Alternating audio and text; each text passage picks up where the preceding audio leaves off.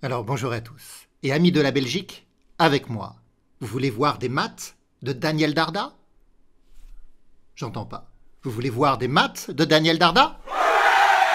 D'accord.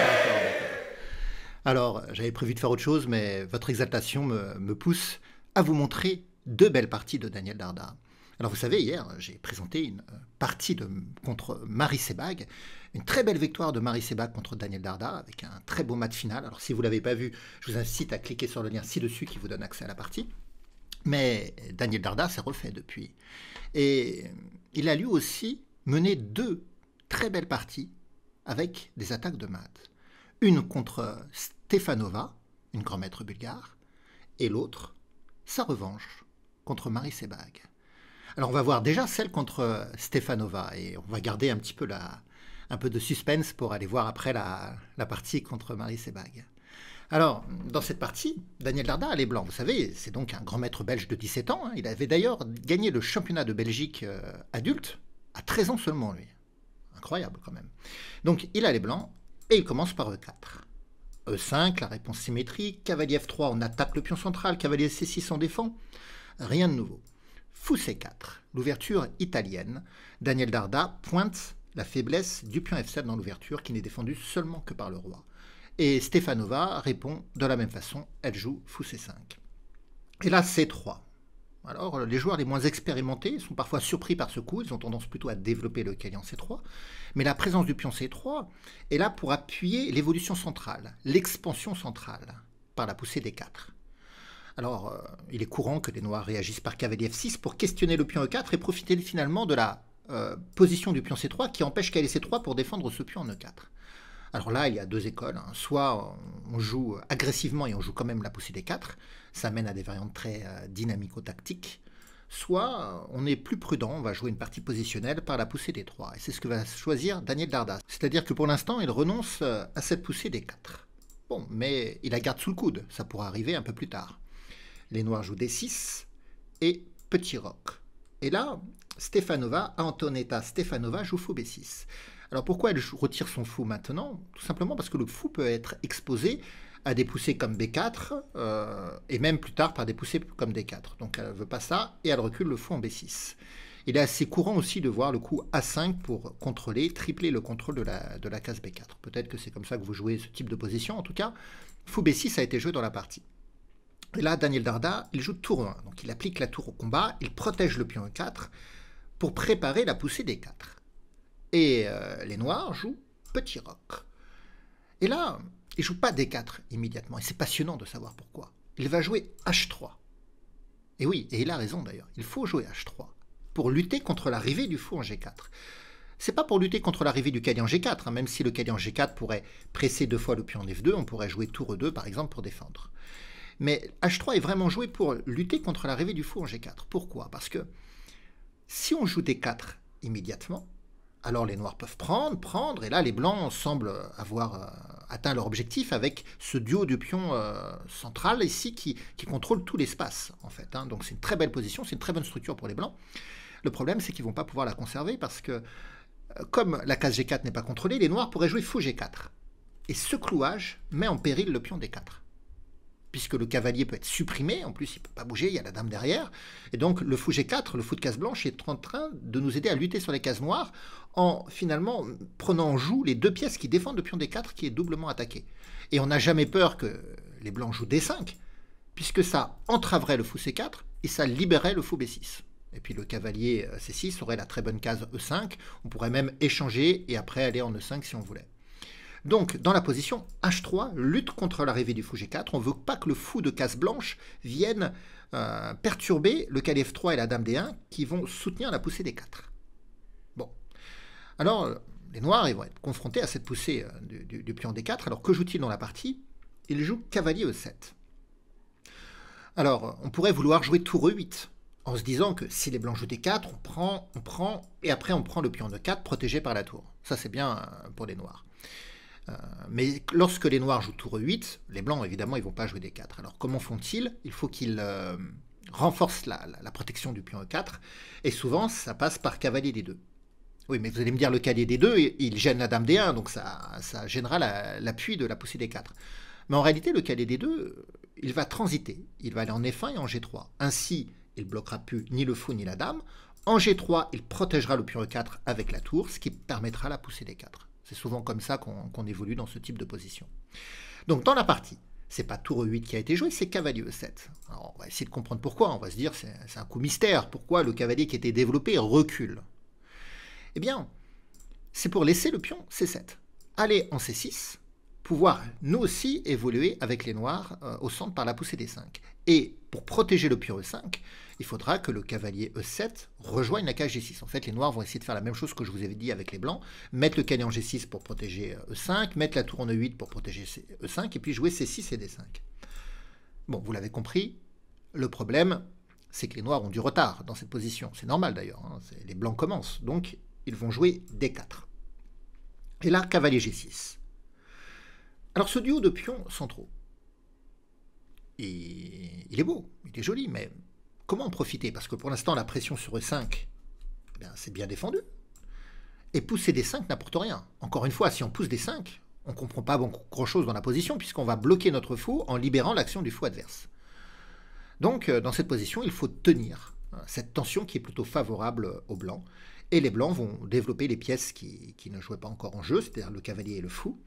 Et les blancs vont jouer cavalier D2. Alors, le cavalier va certainement, via V1, rejoindre la case G3. Les noirs jouent C6 comme prévu. Et là, fou D3. Alors on pourrait se dire que le fou est bien placé sur la diagonale, mais il est exposé à la poussée D5 qui va arriver assez rapidement.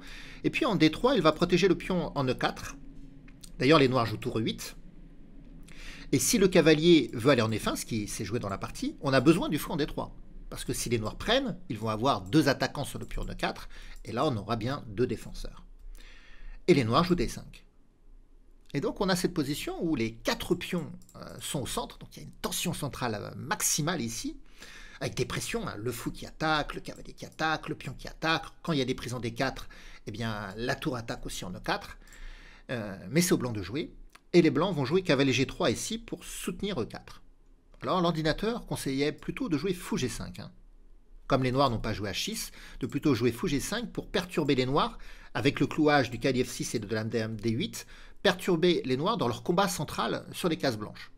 Pourquoi sur les cases blanches? Parce que le cavalier F6 et la dame D8 sont des pièces qui défendent et qui attaquent sur les cases blanches au centre. On voit que la dame défend ici, le cavalier défend ici, le cavalier défend là.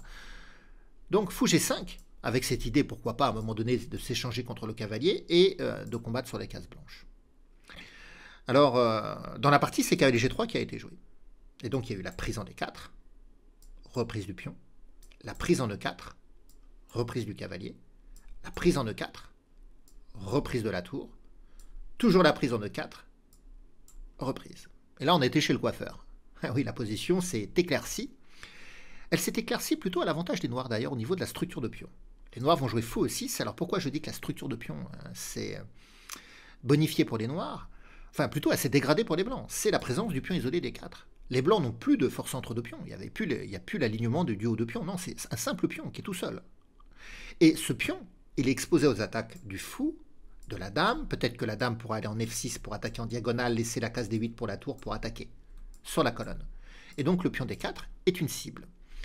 Il convient pour les noirs de bien surveiller la case D5, la case de blocage par le pion, le fou, la dame, pour éviter que les blancs ne se débarrassent eux-mêmes de leur pion isolé. Donc du coup, ça va contraindre les blancs à une défense passive du pion D4, fou 3, fou D5. Elle propose ici à Stefanova l'échange des fous de case blanche, elle a raison, puisque moins il y a de pièces sur l'échiquier et plus la faiblesse du pion D4 sera perceptible. Les blancs, normalement, lorsqu'on a un pion isolé, les blancs doivent conserver les pièces pour essayer de trouver du contre-jeu ailleurs. Vous voyez, pour essayer de trouver du travail ailleurs. Et c'est vrai que là, Daniel Darda, il va conserver ses pièces. Hein. Il recule en C2, il a bien raison. La dame vient en F6, comme prévu. Et là, il y a une double attaque sur le cavalier F3. Les défenses ne sont pas très bonnes parce qu'en cas d'échange, il faudrait à un moment donné reprendre du pion, ce qui dégraderait encore la structure de pion. Donc, Daniel Darda recule le cavalier en H2, il préserve toujours ses pièces et veut rebondir en G4. Mais cavalier F4 est joué. Donc là, elle attaque Stefanova. Hein. Ça attaque doublement G2. Il peut y avoir aussi des idées comme dame G5 qui menace des mates en G2 ou du cavalier prend H3 échec. Il y a de la pression sur le roc.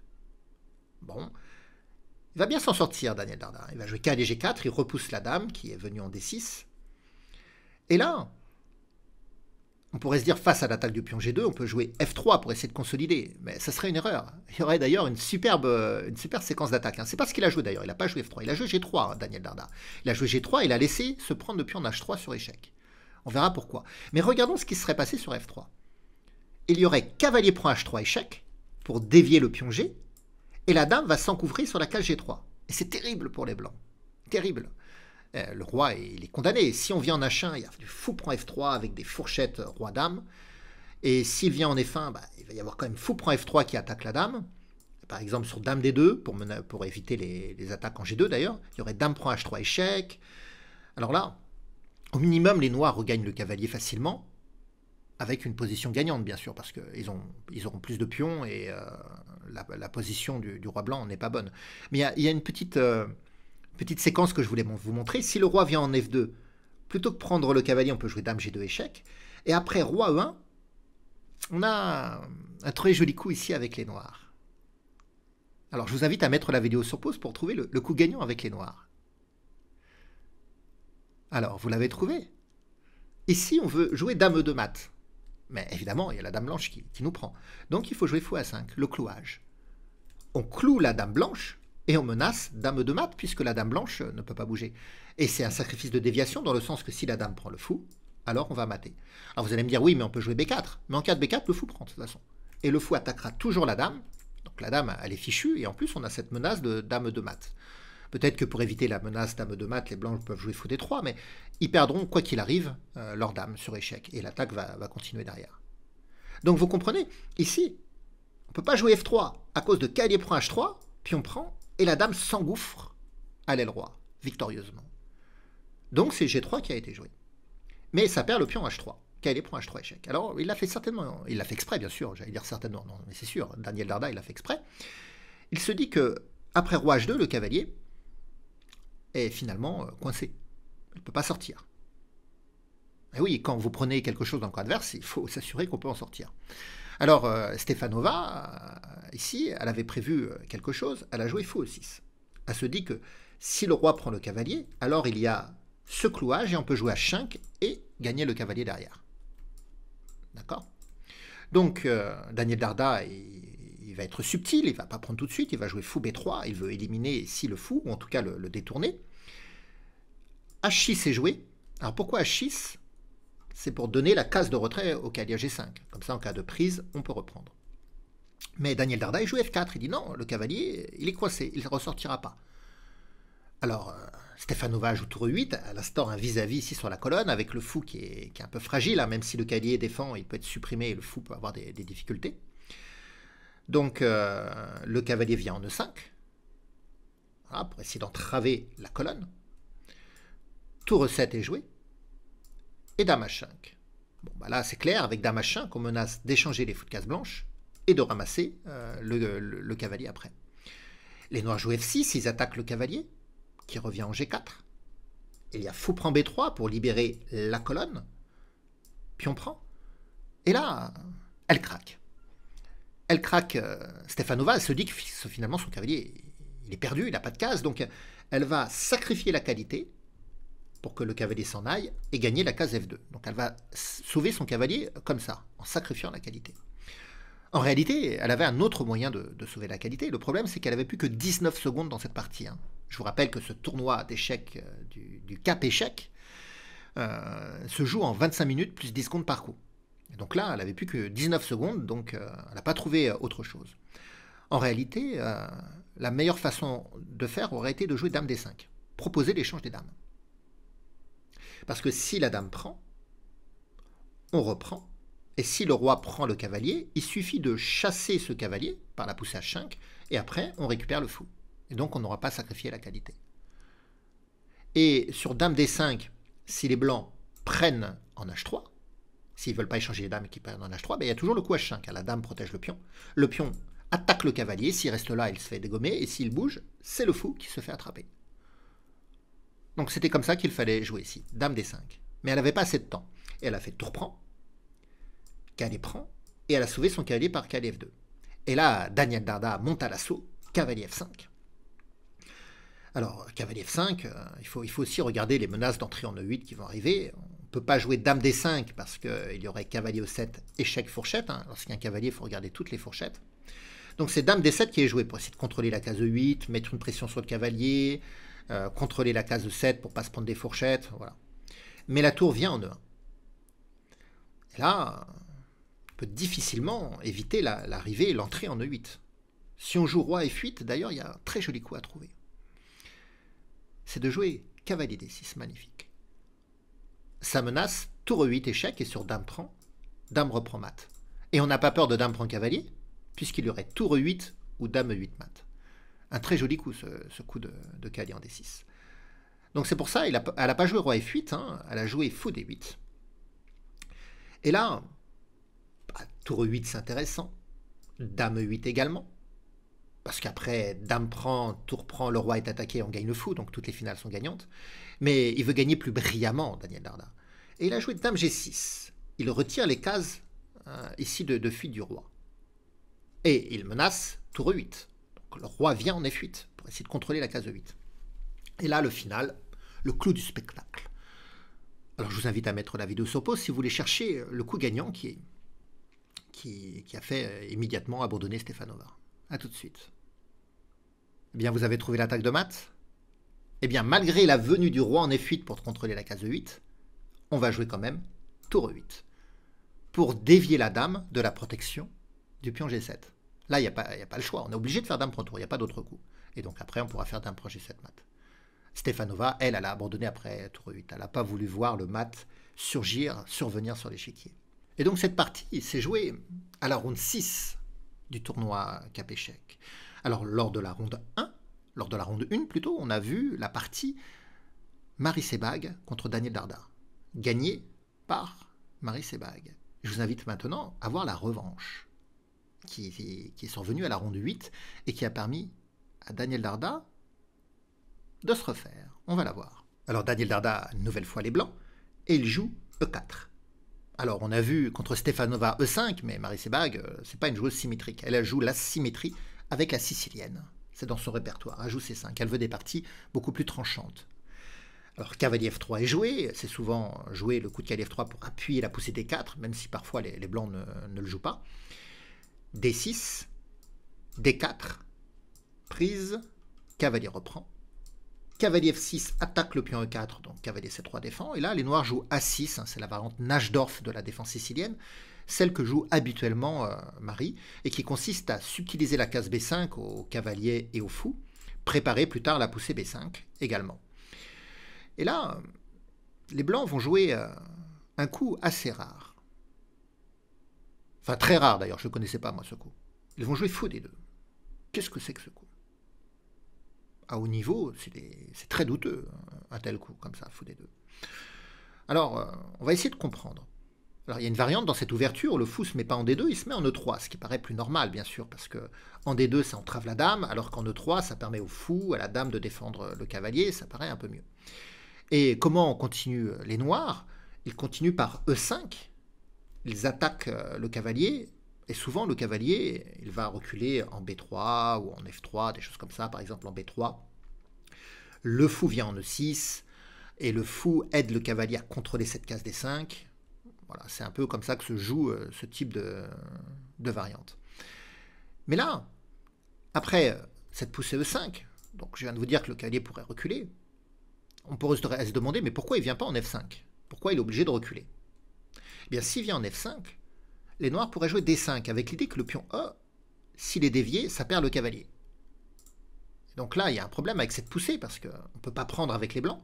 Bah, si on prend du cavalier, le cavalier reprendra. Si on reprend de la dame après, la dame reprendra. Et à chaque fois qu'on reprend du pion, on perdra le cavalier. Donc on ne peut pas prendre en D5. Et cette poussée D5 menace la poussée D4, la fourchette. Et donc, c'est pour ça que là, fou D2, ça lutte contre la poussée E5. Et ça va faire déjouer Marie dans le sens que Marie, elle est habituée dans ce type de position à jouer E5 et après à mettre le fou en E6, à jouer la sicilienne Najdorf dans cet ordre de coups. Mais maintenant, si elle joue en E5, le cavalier peut venir en F5. Et après la poussée D5, eh bien, il y a une partie notamment de Jordan Van Foreest, qui a joué plusieurs fois ce coup fou des deux. C'est le seul d'ailleurs vraiment grand maître à haut niveau qui l'a joué à plusieurs reprises. D'ailleurs, j'avais fait une partie magnifique. Hein. Enfin, j'avais montré une partie magnifique de Jordan Van Foreest, hein, que j'avais appelée l'or noir. Alors, je vous invite à cliquer sur le lien ci-dessus pour voir cette partie avec une idée positionnelle magistrale. Une partie vraiment d'école. Vous pourrez la regarder. Donc Jordan Van Foreest, ici, dans la partie, après la poussée des 5, bon, il ne peut toujours pas prendre parce qu'il y a fou prend cavalier, mais au moins, il ne redoute pas la poussée des 4, puisqu'il n'y a pas son fou en E3, donc ça ne ferait pas la fourchette. Alors, il avait joué Dame F3, et après la poussée des 4, le cavalier était venu en D5, il y avait eu cavalier prend, pion prend, Dame F6 pour attaquer 2 fois le cavalier, fou D3 pour le défendre, et puis ça avait été une partie normale. Bon, une partie dans laquelle il avait fini par perdre quand même, d'ailleurs, Van Foreest. Donc, on comprend maintenant l'idée de fou D2, c'est en cas de poussée E5, le cavalier peut venir en F5 sans craindre la poussée D5, parce qu'il n'y aura pas la poussée D4 sur fourchette, puisque le fou n'est pas en E3. Bon. Et du coup, Marie Sebag, elle ne joue pas E5. Elle va jouer un autre coup qui est bon, qui est le coup G6, avec l'idée de mettre le fou en G7, sur la diagonale, et d'essayer de prendre pour cible le cavalier qui n'est pas protégé, contrairement à lorsqu'il était en E3. Et donc, Daniel Darda joue maintenant fou E3. Mais il a perdu un temps d'ouverture, il a perdu un coup d'ouverture pour jouer fou D2, pour jouer fou E3 après, finalement, pour revenir à une position normale après fou G7. Normalement, ici, ça devrait être, comment dire, dans cette position, là, ça ne devrait pas être au noir de jouer, ça devrait être au blanc. Et là, les noirs jouent fou G7, donc ils ont gagné un coup d'ouverture grâce à cette perte de temps, fou D2, fou E3. Donc on peut se dire, c'est mal joué finalement de Daniel Darda. Sauf que cette position, elle est même malgré le temps de moins, elle n'est pas si mauvaise pour les blancs. Et puis surtout, elle a contraint Marie Sebag à jouer une ouverture qu'elle connaît moins. Parce qu'en réalité, dans la sicilienne, elle ne joue pas avec cette idée de J6, fou G7, qui est plutôt typique des siciliennes dragon, pour ceux qui connaissent. Marie Sebag, elle joue plutôt avec la poussée E5, comme dans les siciliennes Najdorf. Et donc, elle est en train de jouer une ouverture qu'elle connaît moins, malgré qu'elle ait un temps de plus.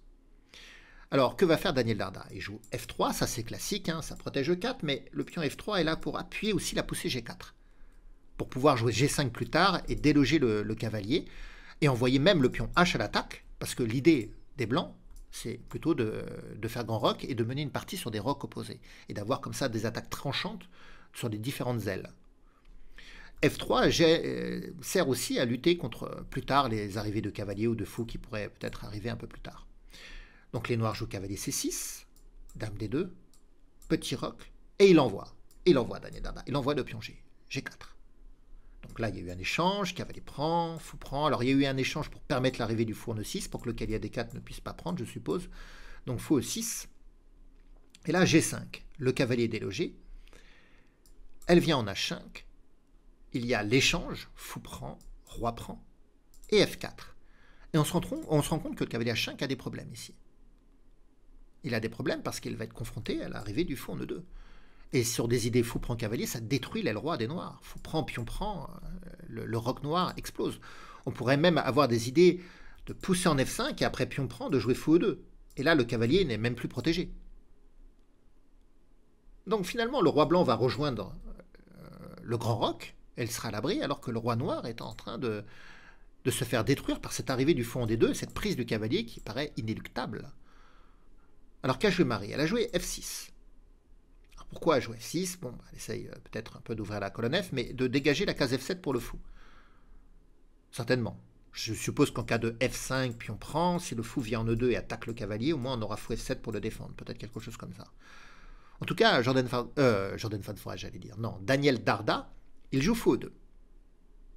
Donc, il y a eu la prise en G5. Fou prend, pion prend. Et F5, bien joué. On repousse le fou et c'est la dame qui prendra en G5. Et on voit que l'abri du roi noir vole en éclats.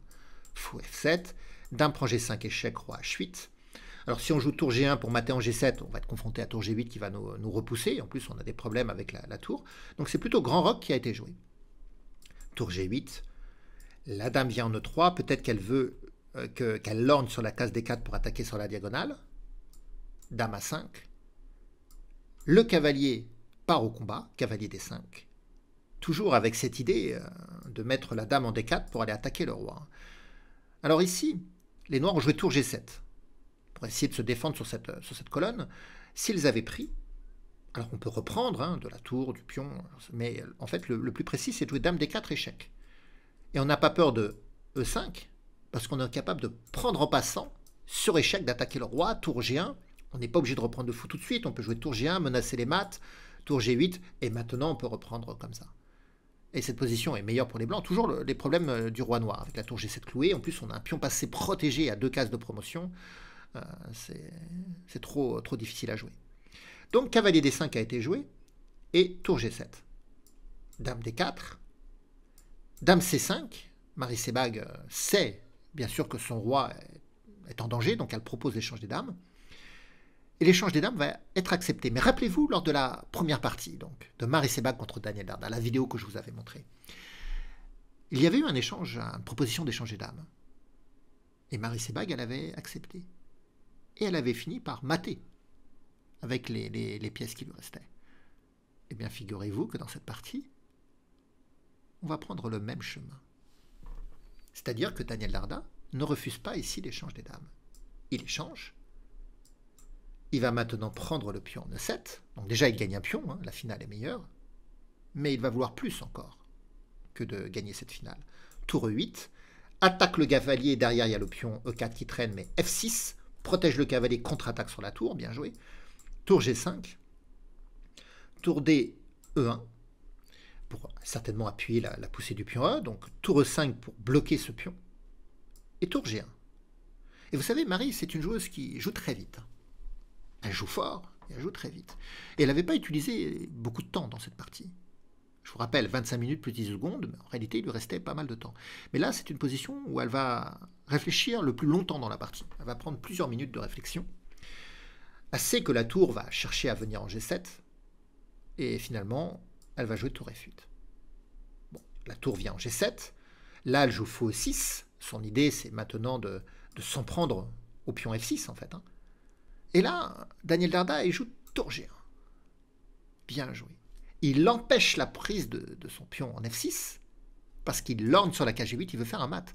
Vous voyez, si les noirs prennent en F6, c'est pas ce qui s'est produit dans la partie, mais si les noirs font ça, alors on peut jouer tour G8 échec, le fou prend, mais tour reprend, échec et mat, puisque le cavalier est là pour protéger, et ça coince partout. Donc après tour G1, ici, Marie Sebag ne peut pas prendre le pion F6, mais elle peut prendre le pion E4. Et là, tour G5 est joué. Alors on comprend pourquoi tour G5 est joué. On peut prendre le pion H5 et aller prendre le pion H7 et faire mat après en H7. Alors ici, Marie, elle joue tour G4. Et elle se dit que si la tour prend en H5, ça menacera mat, mais elle peut éliminer la tour en G7 et finalement, elle s'en sort. Sauf que après tour G4, c'est pas ce qu'a fait Daniel Darda. Il n'a pas fait tour prend H5. Alors qu'a-t-il joué? Je vous invite à mettre cette vidéo sur pause pour trouver une nouvelle fois le clou du spectacle. A tout de suite. Alors, Daniel Darda, il va mater. Il va mater avec une très belle séquence. Il va faire tour prend H7 échec. Oblige roi prend. Et maintenant, tour prend H5. Et on a un mat, parce que la tour attaque sur la colonne H, et le roi est bloqué au bord, puisque le cavalier contrôle les cases blanches et le pion contrôle les cases noires. Un très joli second mat de Daniel Darda.